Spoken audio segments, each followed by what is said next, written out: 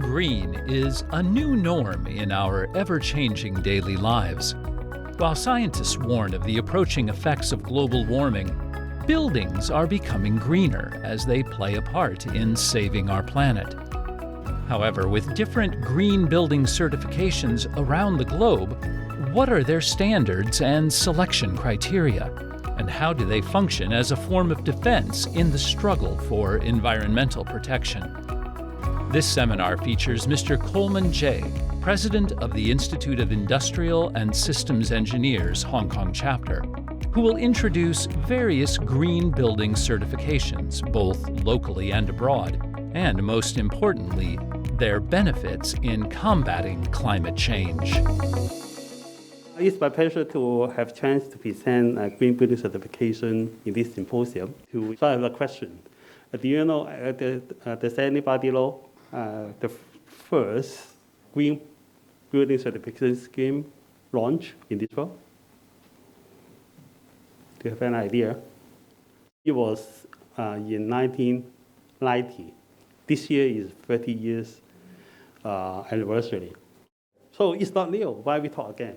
The reason is the world changed. Now the financial market demand reliable green building performance to make decisions on the real estate investment. So now green building certification is very important and become a financial tool. In this presentation, I will talk about the green building certification basic and also the development and interaction with the financial market, and also how the green building certification data can help you to improve and identify your environmental impact and how this can be benchmarked to the international player.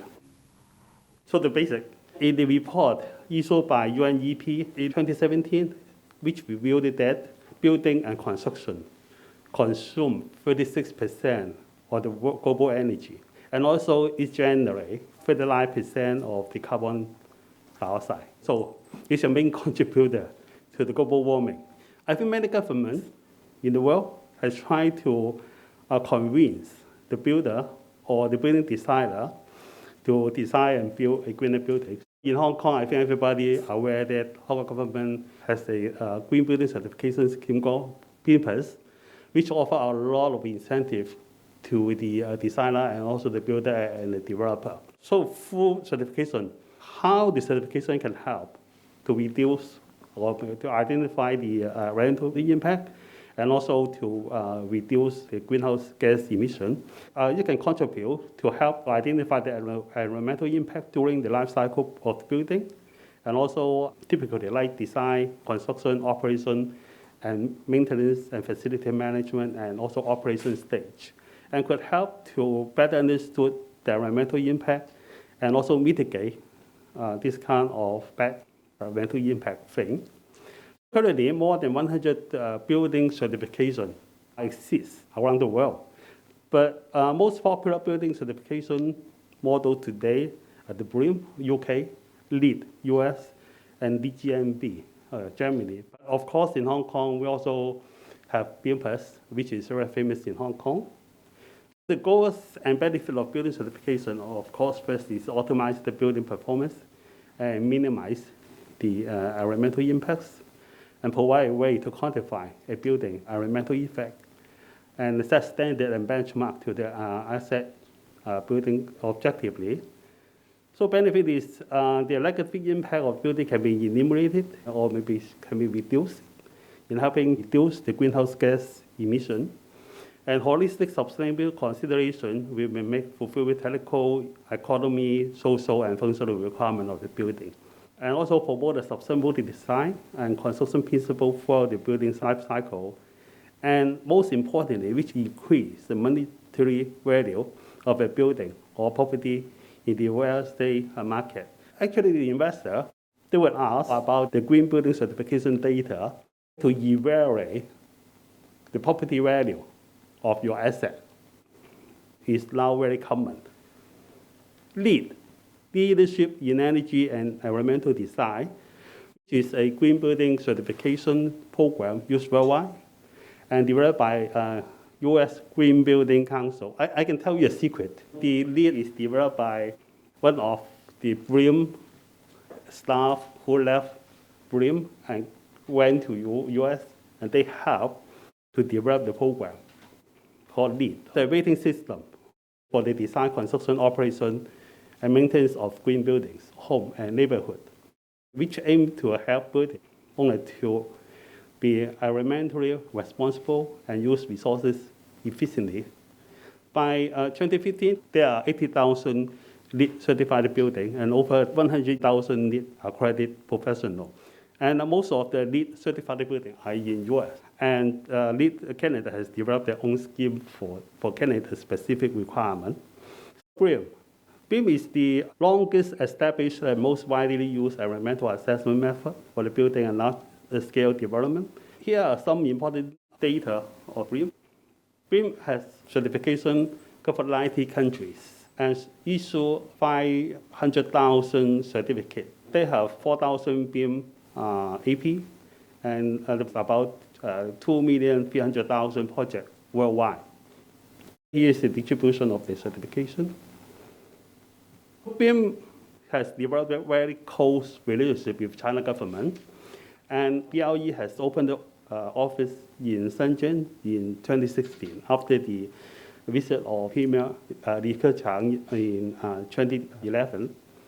The first BREEAM project in China was the Shanghai Shipping Center, which is 2013 November, and the first BRU version 6 residential project launched in China, which is Lancy Hall Green Country, which is 2020 July. The scheme covered ESG, health and well-being, low carbon energy, and resilience. BREEAM is the first rating system that integrates in resilience with environmental performance in the same rating system, which combines resilience and also the environmental impact element and put together and form a balanced rating system. There are 9 categories under the BREEAM certification, which is waste, material, land use, water, pollution, health and well-being, energy management, and transportation. Material is newly added. It's relating to circularity. Circular economy, I think everybody understands what it is. Now the rating system is also include the using of material in a circular way. The BREEAM rating system covers the whole life cycle of a building or an asset, which include the community, infrastructure, new construction, replenishment and fit out, and in use. There is a scheme called BREEAM in use, version 6. So here is some example. In fact, in the world, a lot of fund managers, they are actually looking for the green building data to make their decision for the property investment.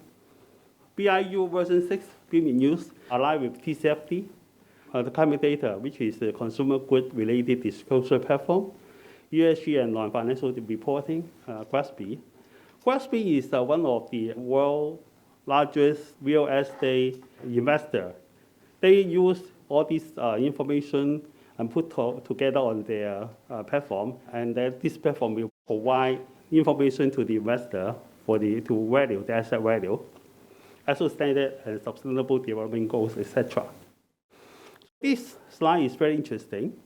No matter you are doing BREEAM, BREEAM Plus, or maybe LEED, the property manager and the asset operator will do their best to improve the green building performance. When they have this data, the company fund manager and portfolio manager will take this data and disclose to the investor and the lender. The investor and lender will further use this data to issue green bond, green loan, or maybe green fund, and attract the public investor, like institutional client or maybe individual client, to buy the bonds, the loan, or maybe the fund, which is helping the property owner to getting more funding to operate their properties.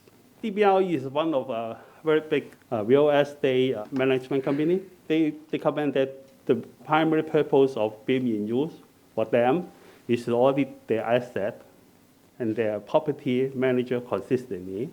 For the data collection, you help them establish a baseline and set future goals in the sustainability. So it's also a vehicle to help them to make some continued improvement. So how BREEAM works, they have a website. You can simply log in. I think everybody can log in. And there are some self-assessment questions. You can, based on the question, and fill in the information. After you fill in the information, it will give you the rating. For example, say here, it shows you achieve 32 credit. But it also tells you for this area, the available credit is 47. So your score is 68% for this category, and which can show you your score distribution. And you can also make the comparison with your asset portfolio. They have two parts. Part one is asset performance. When you do the comparison, which will show you the result. For example, say you achieve 56%, but the benchmark data is 48%. Each benchmark is comparing to all the BREEAM users. That means you are comparing with 10,000 players in the market. For the management performance, say you achieve 52%, but actually the benchmark data is 44%. Under this, you are doing better than the average. For the portfolio insight for the individual performance, the line category will also show you the performance for individual category.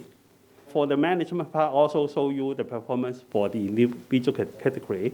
You will see actually for the exercise, there's no benchmark data, but on the management side, there's benchmark data available. The reason is due to we do the screen capture. I don't know why, I think maybe due to some technical issue, we cannot capture the benchmark data for the asset. But when you go into the BREEAM website, you will find the benchmark data available there.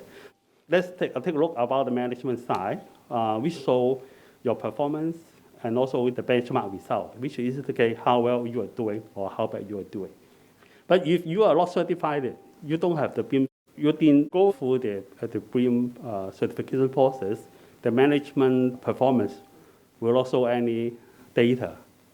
In here is also quite interesting, which also gives you some simulation. Say if you achieve 15 in carbon emission performance, you will have 38 carbon credit.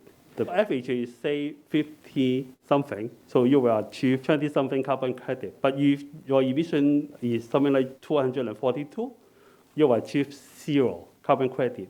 This is so your carbon neutrality status can help you to monitor the performance and also the progress of carbon reduction.